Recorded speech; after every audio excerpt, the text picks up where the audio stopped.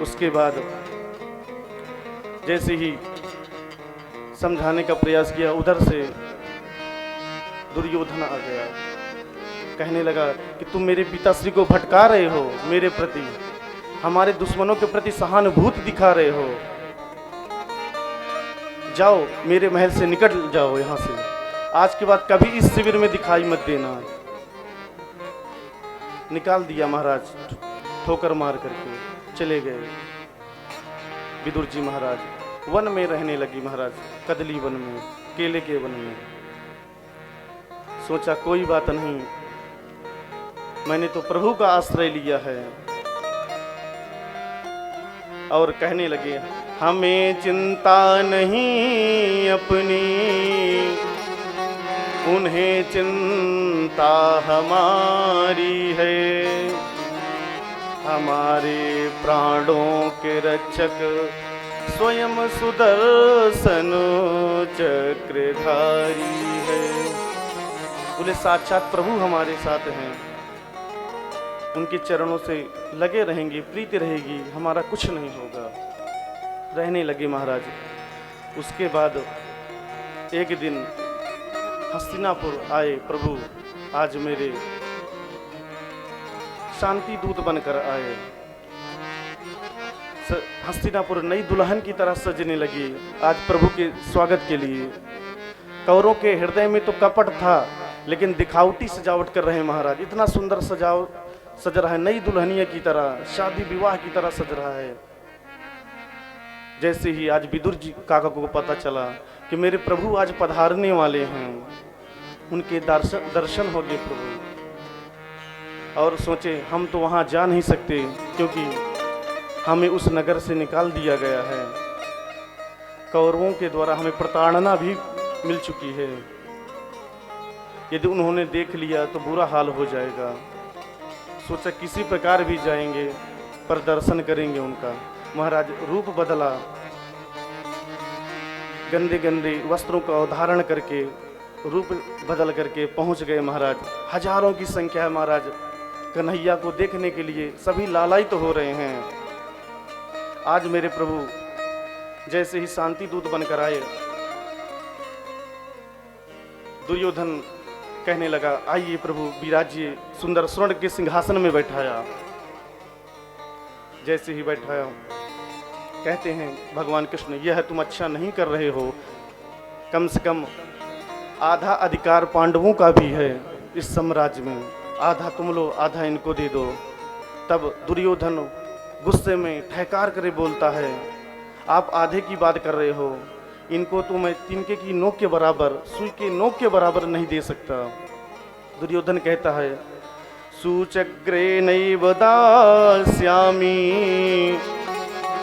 बिना युद्धे न केशवः। महाराज मैं इन्हें बिना युद्ध के सुई के नोक के बराबर भी जमीन नहीं दे सकता। तब प्रभु कह रहे हैं कि तुम अभी युद्ध की विभीषिका को नहीं पहचानते दुर्योधन। अभी तुमने सिर्फ नानी की कहानियों में ही सुना होगा कि युद्ध क्या होता है। महाराज खून की नदियां बह जाएंगी, लाखों स्त्रियां विधवा हो जाएंगी, नन्हे मुन्ने बालक बिना अपने पिता के हो जाएंगे। उस विभीषिका को तुम नहीं जानते, इसलिए मेरी बात मान लो। कम से कम 5 गांव दे दो, ना आधा दो तो मैं इतने में ही पांडवों को समझा लूंगा।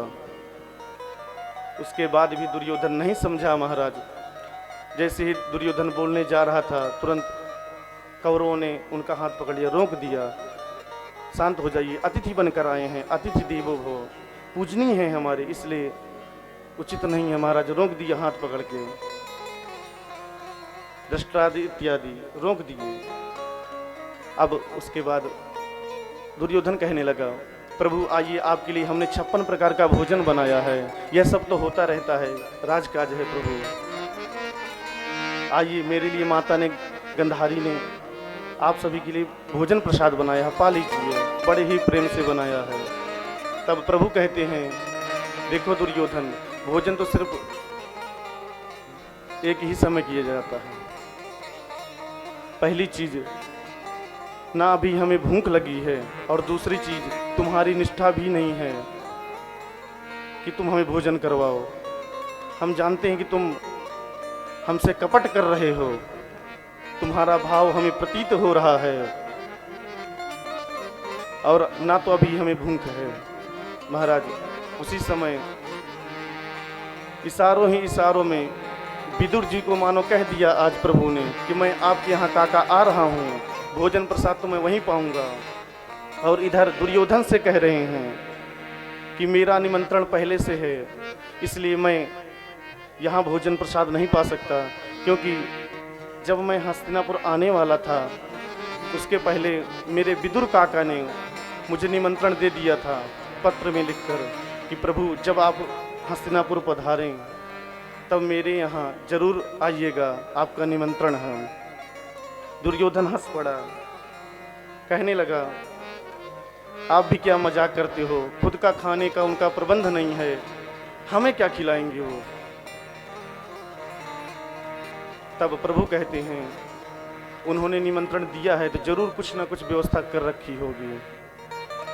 उसके बाद महाराज विदुर जी ने विदुरानी को कहा तुम तुरंत जाओ अपने घर में सुंदर लीपन करो और चौकी इत्यादि लगाओ, घर को सजाओ, कुछ खाने का प्रबंध करो।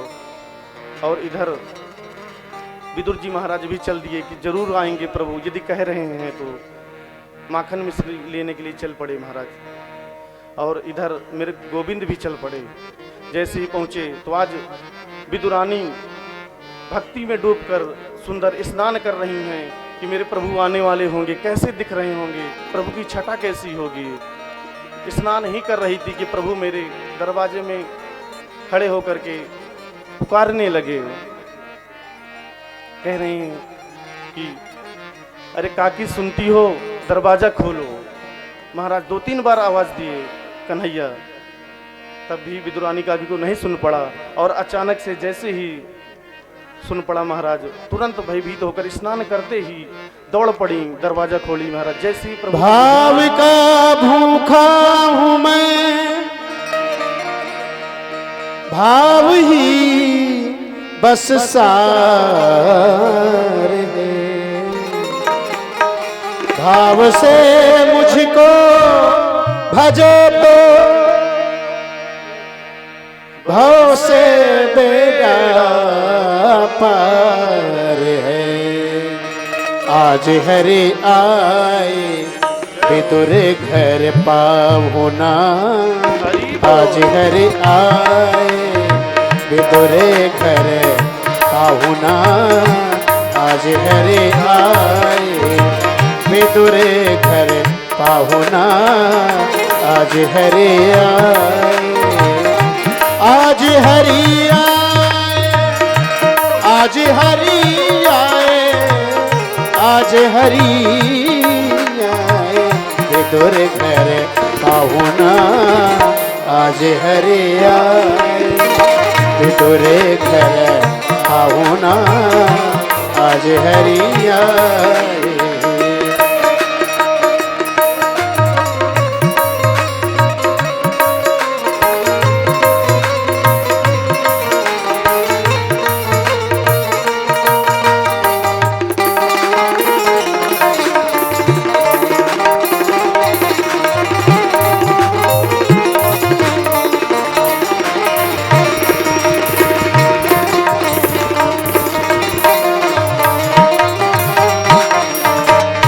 विदुर नहीं घर ही विदुरानी, विदुर नहीं घर ही विदुरानी, आवत देखे सारंग पानी, आवत देखे सारंग पानी, फूली अंगी समायो नाही, फूली अंगी समायो नाही, भोजन कहाँ जिमावना,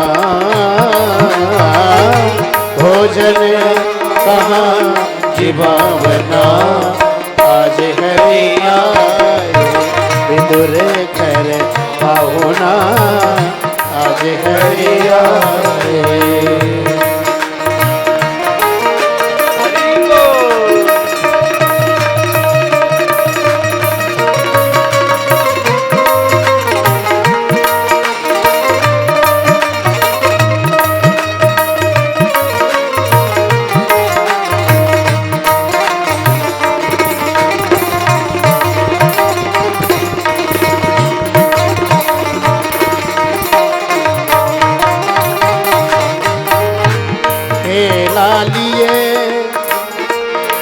केला लिए केला बड़े प्रेम से लाई केला बड़े प्रेम से लाई गिरी गिरी सब देत गिराई गिरी गिरी सब देत गिराई गिरी गिरी सब देते गिराई गिरी गिरी सब देत गिराई छिलका देती शाम मुख माही छिलका देत शाम मुख माही छिलका देत शाम मुख माही छिलका देत शाम मुख माही लागे बहुत सुहावना लागे बहुत सुहावना आज हरियाए विदुरे घर पाहुना आज हरियाए विदुरे घर पावना आज हरिया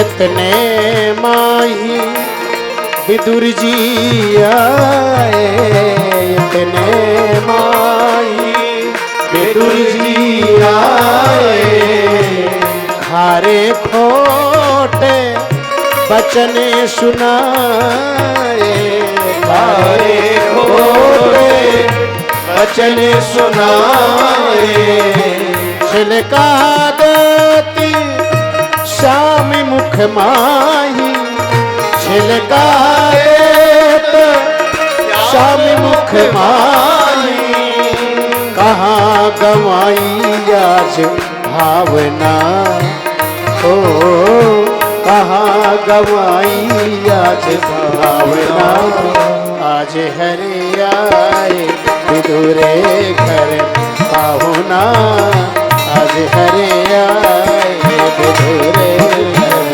पाहुना आज हरियाए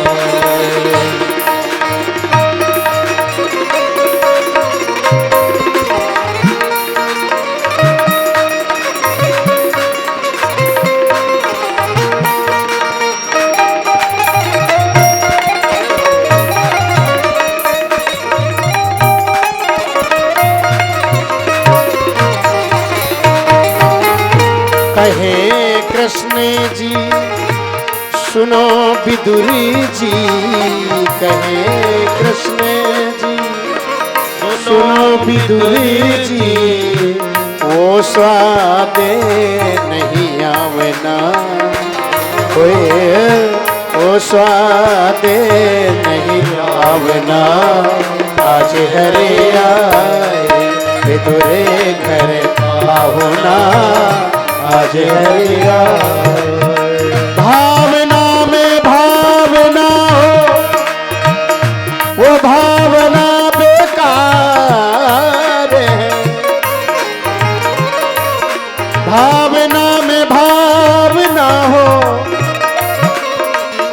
भावना बेकार है, और भावना में भाव हो तो भाव से बेड़ा पार है।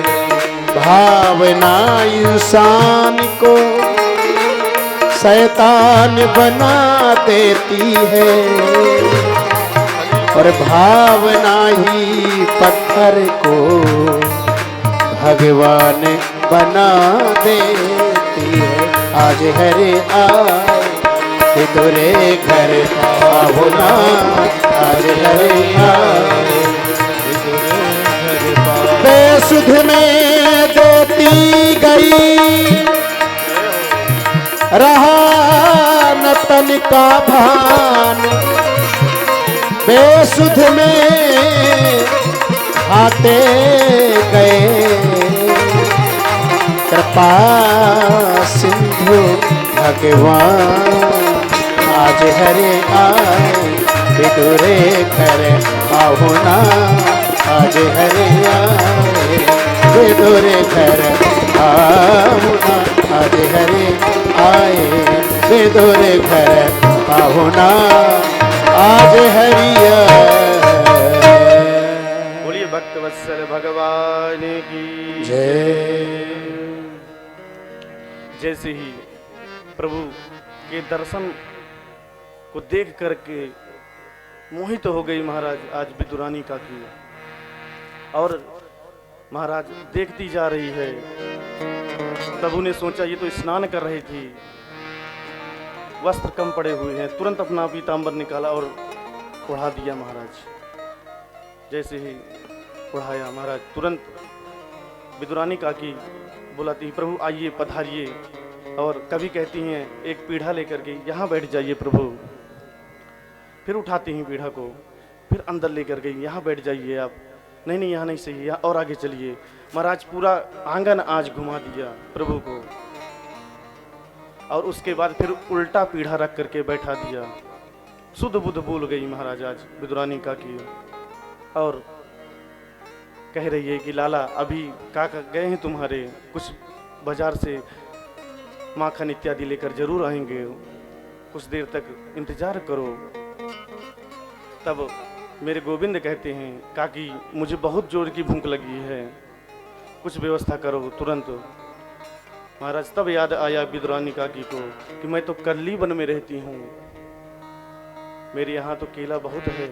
तुरंत गई महाराज, एक टोकरी में केले को तोड़ कर लाई, और तुरंत महाराज बैठ गई, और प्रभु की झांकी को देख करके इतना मोहित है आज महाराज, शुद्ध बुद्ध भूली हुई है, और केले को छील करके महाराज फल को तो टोकरी में रख देती है और छिलका खिलाती चली जा रही है। प्रभु भी भाव विभोर होकर उन छिलकों का पान करते जा रहे हैं महाराज। 35-40 केले के छिलके खा गए प्रभु। उसके बाद जैसे ही खा गए उतने में विदुर काका आ गए। जैसे ही विदुर काका ने देखा केले की छिलकों का पता नहीं, फल तो पड़ा हुआ है, बोले अरे तूने क्या कर दिया, इतने कोमल प्रभु को तुमने छिलके खिला दिए। डांटने लगे। तब प्रभु ने कहा हमने भी नहीं देखा, हमें भी खाते चले गए, पर स्वाद बहुत था उनमें। महाराज तब तुरंत कहने लगे विदुर काका जाओ तुरंत मिश्री इत्यादि माखन इत्यादि लगा करके मेरे प्रभु को खिलाओ। और जैसे ही मिश्री माखन का पान किया मेरे प्रभु ने, कहने लगे काका एक बात बोलूं। बोले लाला बोलो, कौन सी बात है। बोले बुरा मत मानिएगा, जो स्वाद उन छिलकों में था वो स्वाद इस मिश्री में नहीं है।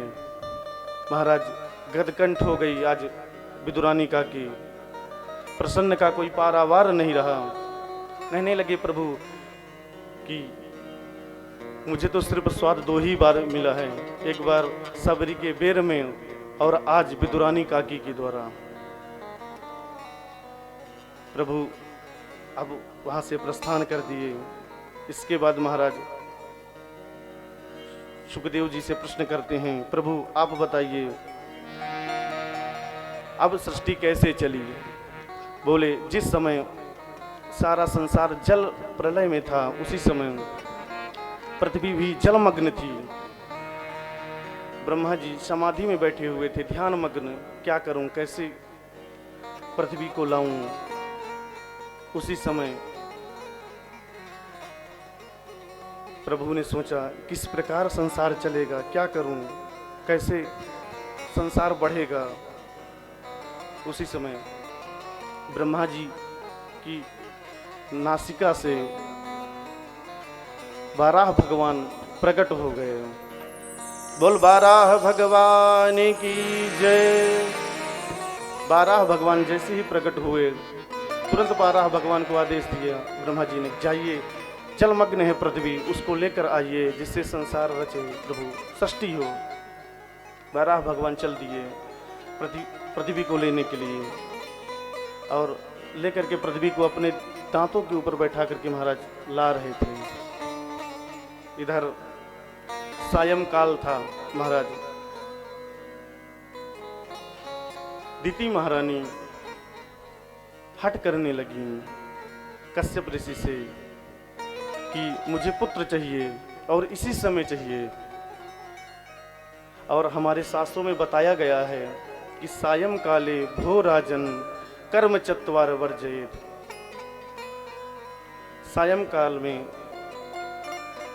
4 चीजें नहीं करनी चाहिए, स्वाध्याय, निद्रम, मैथुनम, आहारम। बोले सायंकाल पढ़ाई नहीं करना चाहिए, पाठ नहीं करना चाहिए। आहारम, भोजन इत्यादि नहीं करना चाहिए। निद्रा, सोना नहीं चाहिए। और मैथुन आदि क्रिया नहीं करना चाहिए।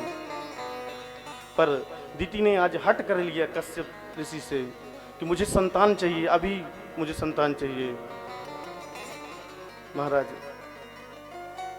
तब उनकी मनोरथ को पूर्ण किया कश्यप ऋषि ने, और तुरंत श्राप भी दे दिया कि जाओ तुम्हारे पुत्र होंगे जरूर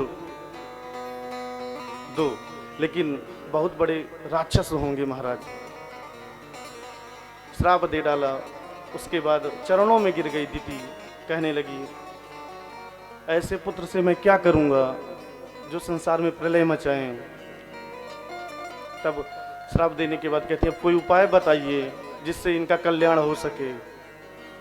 उसी समय कश्यप ऋषि कहते हैं कि ठीक है, राक्षस तो होंगे पर इनका कल्याण स्वयं साक्षात नारायण करेंगे, प्रभु करेंगे। इसके बाद महाराज कुछ तत्पश्चात 2 पुत्र हुए, हिरण्याक्ष और हिरण्यकशिपु। 2 पुत्र दिति महारानी के गर्भ से उत्पन्न हुए। और जैसे ही उत्पन्न हुए महाराज, उनका इतना तेज था, प्रताप था राक्षसों का। कहते हैं पूर्व जन्म में ये जय और विजय नाम के गण थे। एक बार प्रभु के दर्शन के लिए सनत सनंदन सनातन सनत कुमार प्रभु के पास पहुंचे कि सोचे प्रभु की झांकी को देख लिया जाए, दर्शन कर लिया जाए। उस समय जय और विजय जो पार्षद थे उन्हें अंदर जाने से रोक दिया। जैसे ही रोक दिया तुरंत श्राप दे डाला सनत सनंदन ने कि जाओ तुम राक्षस हो जाओ। महाराज द्वारपाल हरि के प्रिय दो, द्वारपाल हरि के दो, द्वारपाल हरि के प्रिय दो, जय विजय जान सब को, जय विजय जान सब को, जय विजय जान सब को। आज वही श्राप के कारण महाराज जय विजय, हिरण्याक्ष और हिरण्यकशिपु 2 भाई उत्पन्न हुए। महाराज इधर हिरण्याक्ष सोचने लगा कि अब कोई मुझसे युद्ध करने के लिए मिले। महाराज चल पड़ा, और जैसे ही चल रहा था महाराज उधर से वीणा बजाते हुए नारद जी महाराज चले आ रहे थे। तब नारद जी महाराज को देखकर कहने लगा, सुनो रुको, कहाँ जा रहे हो? बोले बस मेरा काम तो यही बीड़ा बजाना, प्रभु का नाम संकीर्तन करना। तब बोले खाली बीड़ा उड़ा भर बजाना आता है, युद्ध करना नहीं आता। बोले महाराज युद्ध करना तो नहीं आता पर कराना आता है। प्रेम से बोली राधे राधे। बोले कैसे युद्ध कराने आता है? हिरण्याक्ष ने कहा, हम तो कुछ नहीं जानते, हमें तो तुमसे युद्ध करना है। बोले प्रभु रुको थोड़ी, युद्ध करना है बताते हैं, बराबर के योद्धा होंगे तभी तो कुछ आनंद आएगा युद्ध का। इसलिए मेरी बात मानो तो ऐसे योद्धा से आपकी भेंट कराऊंगा जिससे जीवन भर की आपकी खुजली ही मिट जाएगी। बोले कहाँ कैसे? बोले जाइए, अभी एक सूकर बाराह अवतार जो है पृथ्वी को लेकर के आ रहा है, वही आपके समान योद्धा है, जाइए उससे युद्ध कर लीजिए। नारद जी के कहने पर हिरण्याक्ष चल दिया और इधर जैसे पृथ्वी को ला रहे थे बाराह भगवान, पृथ्वी को अभिमान हो गया कि मानो मेरे बिना कुछ होगा ही नहीं, सृष्टि नहीं चलेगी। उसी समय महाराज जब पृथ्वी को अभिमान आया, सुंदर प्रभु तो समझ गए कि पृथ्वी के मन में क्या चल रहा है। तुरंत दिव्य दर्शन करवा दिया श्री धाम वृंदावन का। जैसे ही सुंदर बगीचे वन पक्षी कलरव कर रहे हैं, देखकर आश्चर्यचकित हो गई पृथ्वी महारानी। सोचने लगी ये कहाँ से आ गई, मैं तो जलमग्न थी। तब प्रभु कहते हैं सुनो, ये मेरा दिव्य धाम है श्री धाम वृंदावन।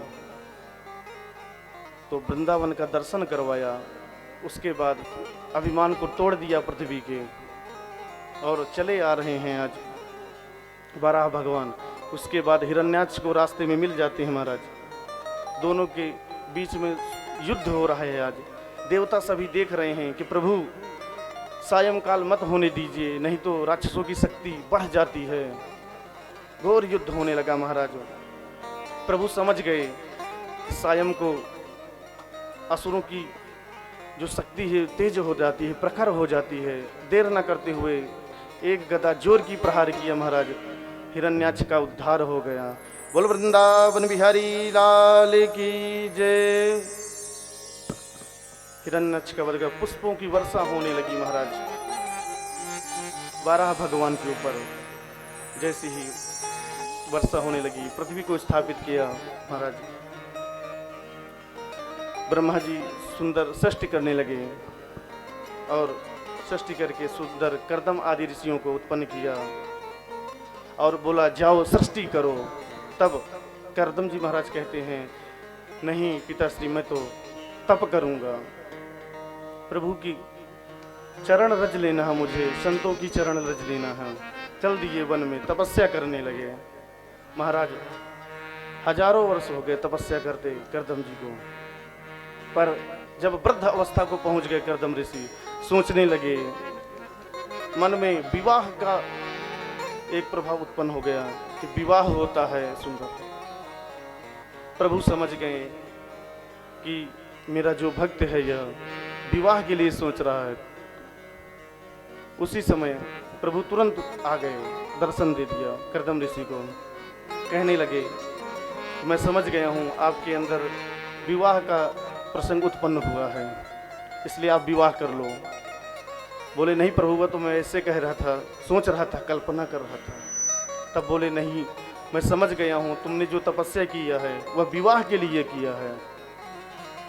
पर प्रभु कहने लगे कि तुम चिंता न करो, मैंने तुम्हारा विवाह भी पक्का कराया है।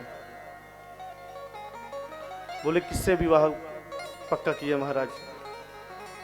बोले सुंदर कन्या है, उसी से तुम्हारा विवाह है, तुम उनको मना मत कर देना, वह तुम्हारे पास आएंगी। तब बोले प्रभु मैं तो वैसे ही कह रहा था, रहने दीजिए, विवाह में वासनाओं में फंस जाऊंगा महाराज, जो आपके 2-4 माला कर लेता हूँ वह भी बंद हो जाएगा। बोले मेरी आज्ञा है, तुम विवाह कर लो।